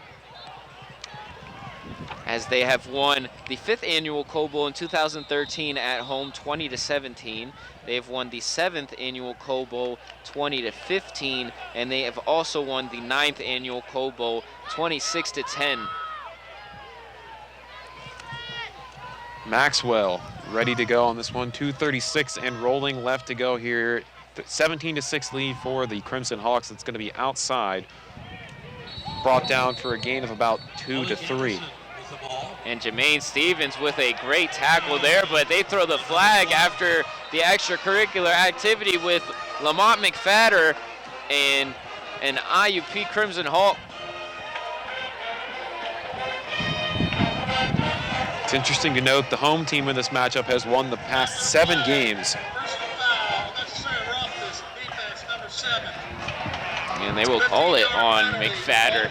So I did see a little bit of the helmet grab there, the face mask grab, and that will just set him all the way back, as it looks like all IUP so far on this drive.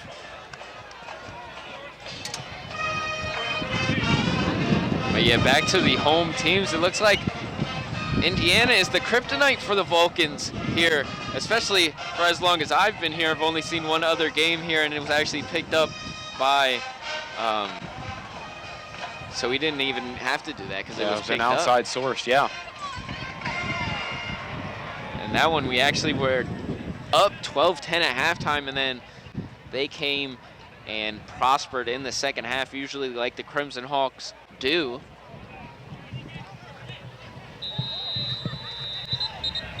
So the ball is now at the Cal U 38, it looks like. And another thing to note, last year's game, I believe, was under the lights as well. So another factor to bring in is the lights could be a huge deal for the Crimson Hawks. Maybe if they play their night games, they could be a real kryptonite for them as well. Like I said, past 7 meetings have all been won by the home team here, so this is a home field advantage series to the max, you could say. At this point, 2:19 left on the clock here, 17-6 IUP lead.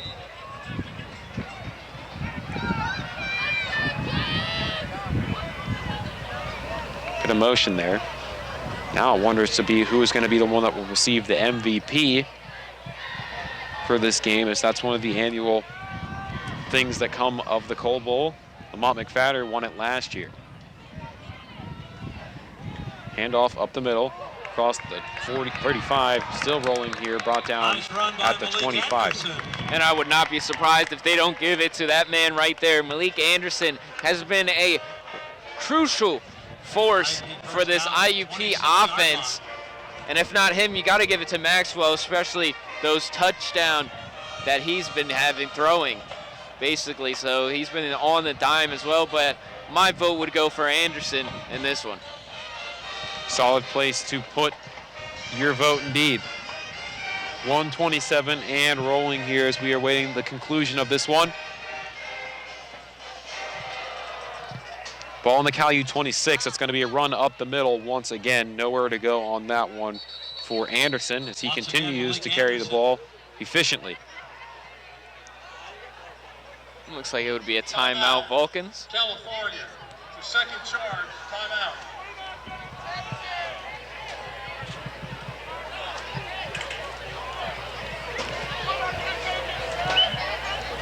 So they'll take their timeout and try to come up with something, Devin, but you're right. I think I might have to agree with you on who you're going to place your vote in for MVP. Yeah, Malik Anderson has been one of those guys, gets to the outside, gets the yardages that they've needed in this game so far. It really prospered against this Vulcans defense.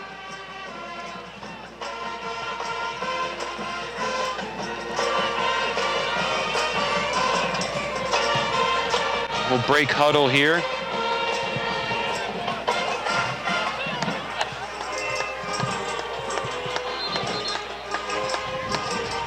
With 1:13 left to go in this game, IUP moments away from securing a victory in Coal Bowl 11.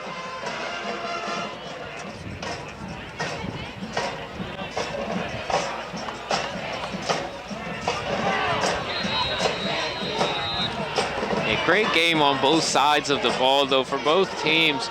Really had a lot of shining moments for both teams, but Vulcans just couldn't score in the red zone. That was one of the big things today. Red zone defense played quite well for the IUP side. Ball in the Cal U24. It's going to be a rush up the middle once again.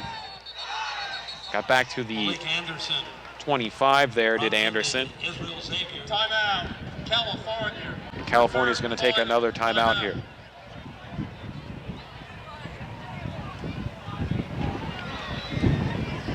With 1:08 left to go here in this game. Homecoming next week will be against Clarion. That'll be a 4 o'clock game. So you can join us on the PSAC network and here on CTV Sports 1 as always. Yeah, I want to be able to stay tuned here on CTV Sports 1. Make sure you subscribe to the YouTube page if you're not already. We have a lot of great student-run shows and student-made shows.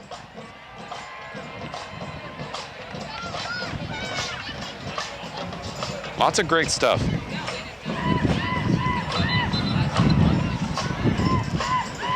So now let's try it again. Cal U officially out of timeouts now.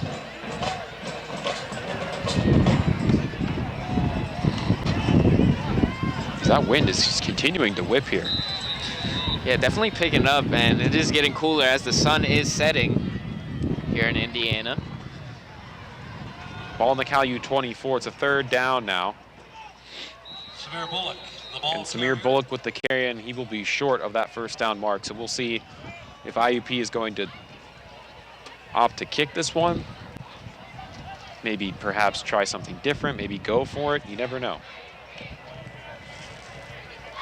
You will have to see, especially with the point differential spread.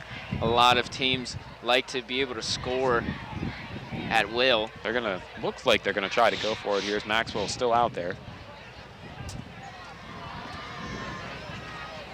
30 seconds left on the clock here.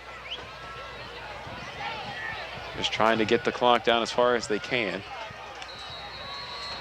And I think IUP is going to take a timeout here. Indiana. They will. Second charge, timeout. Yeah, 22 seconds left, 17-6.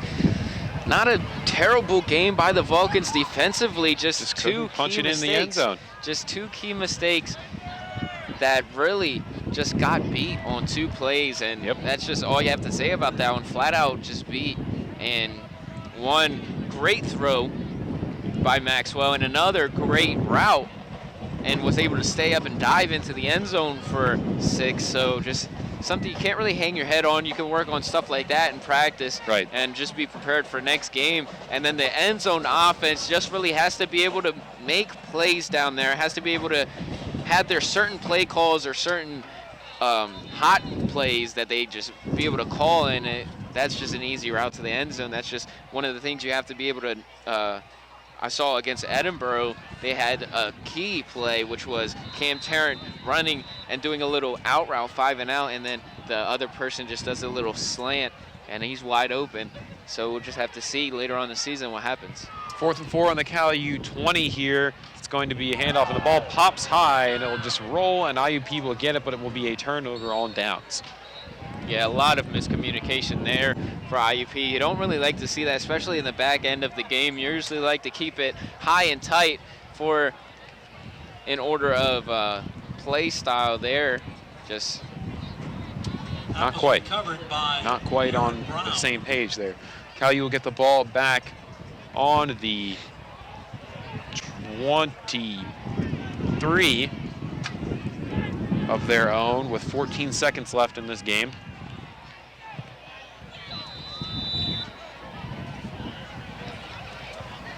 Yeah, the wind is really picking up. The trajectory of the wind is going to force the ball very far if they do a Hail Mary here. Dropping back to throw here is Mitchell. He skates through a couple, and that one is knocked incomplete there. Not going to have anything on that one. And almost intercepted there by Crimson Hawk, but luckily not, as Noah Mitchell trying to find the open receiver there. It was 35 Javante Haynes on the coverage there for IUP. 8 seconds left on the clock. Ball on the Cal U 23 still. 2nd and 10. Mitchell drops back to throw, steps around, goes to the outside, hits Tarrant. He steps out of bounds with 2 seconds left on the clock. To Cam Tarrant. So give him a first. You're really going to have to be able to bomb one here.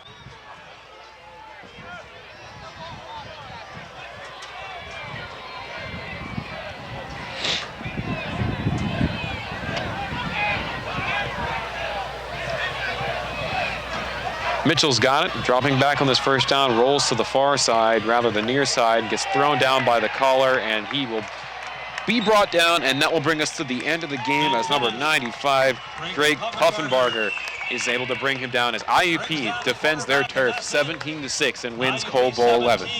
Yeah, IUP came out strong in the second half like everybody really expected them to do. thought Cal was going to be more dominant in the second half and answer just as good as IUP, but just couldn't get it done in the red zone. That was the big part of Cal U's demise here, and the fall of Cal U right here, just not converting in the end zone, getting beat on 2 plays. That's about it. But the Crimson Hawks goal line defense really stepped up tonight. 5-0, the Hawks move to, as they are the 19th team in the country. Cal U drops to 3-2. We'll have the coverage for you next week from back at Adamson Stadium for homecoming, as it will be the Clarion Golden Eagles coming to play at Adamson Stadium. In the meantime, I want to thank everybody on our crew, Doug Gladkey, Nolan Weisleid, for my color commentator, Devin Harena, and for director, Gary Smith. I'm Colin Kirkwood. Good night, California. We'll see you again soon.